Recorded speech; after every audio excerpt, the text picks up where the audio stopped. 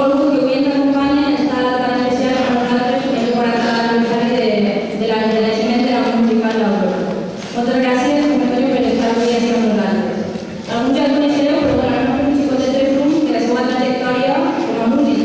Antonio Pérez Botella va néixer a Font de les Neus i a l'any es va traslladar a la seva residència a Novelda, a les Torres d'Aleshores, i on va néixer els seus primers estudis musicals als 7 anys.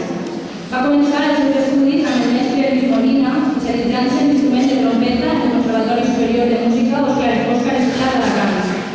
Va tindre durant aquest període diferents mestres, entre els quals destaca José María Ortiz, i va fer despertar les seves inquietuds musicals. Després d'això es va traslladar a Madrid per estudiar en el Real Conservatori Superior de Música amb el mestre Ortiz, obtenint el títol superior de trompeta. Ha actuat en diverses orquestres com a trompetista i també en alguns grups de metall, realitzant gires arreu de l'estat i actuant com a trompetista solista en algunes d'elles. Com a director de banda, José Antonio ha realitzat diversos cursos amb diferents mestres de reconegut prestigi. Des de l'any 92 fins al 99 va ser director d'esta banda de la Unió Musical Aurora de Sella, obtenint amb ella el primer premi del certamen de la Diputació Provincial d'Alacant, celebrat a Banyeres. L'any 1998 va ser nomenat director fundador de la Societat Musical Santa Magdalena de Novelda, on també va obtenir el primer premi menció d'honor en el certamen celebrat a Ondara l'any 2004. Actualment és professor de secundària, director de l'Orquestra Simfònica del Vinalopó i des de desembre de 2013 és director de l'Associació Musical Calasparra de Música. Avui, 15 anys després d'haver deixat la direcció de la nostra banda, tenim la sort de tornar a comptar amb ell sota la batuta, dirigint a més una obra composada per un paisà seu de Novelda, Òscar Navarro, i que a més esta banda sonora que anem a escoltar va estar nominada l'any passat als Goya per a la millor banda sonora de pel·lícules, La Mula. Des de la Unió Musical d'Aurora de Sella agraïm al director tot el treball que va fer en la nostra societat, que sens dubte la va fer créixer molt.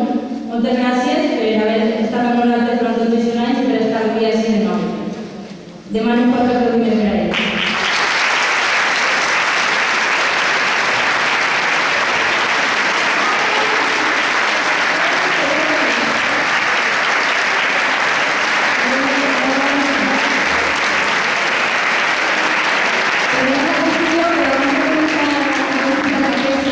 Volíem fer entrega d'un xicot de detall com a reconeixement per el seu esforç i la seva trajectòria a la Societat Musical d'Aurora de Sella.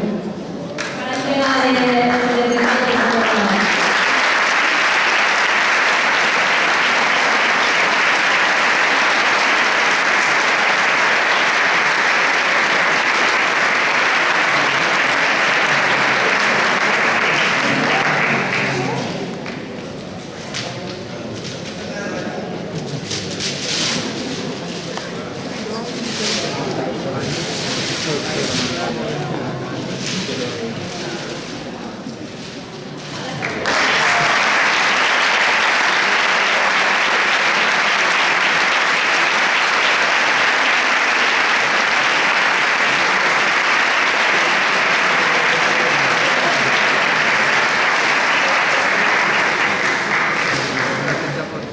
Y ahora sí, podemos pasar a esta última mesa de la primera parte, que también nos acompañará la guitarra Valeria García.